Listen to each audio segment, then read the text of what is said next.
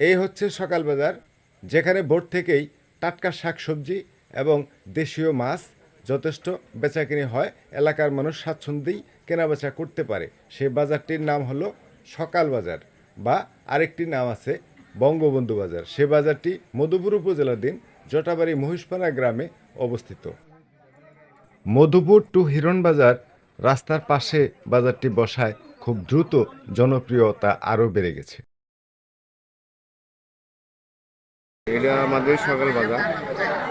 এখানে বঙ্গবন্ধু ক্লাব, এখানে সকালবেলা মাছ তরকারি কিনে এটা আমাদের সবথেকে সুবিধা, এবং অনেকেই সকালবেলা বাজার করে পাকশাক করে খাওয়া দাওয়া করে যায়। এটা সব থেকে সুবিধা সকলের জন্য, আন্তরিক একটা ভালোবাসার জন্য। এখানে টাটকা শাকসবজি এবং দেশীয় জাতের মাছ কেনাবেচার জন্য খুবই জনপ্রিয় এই বাজারটি।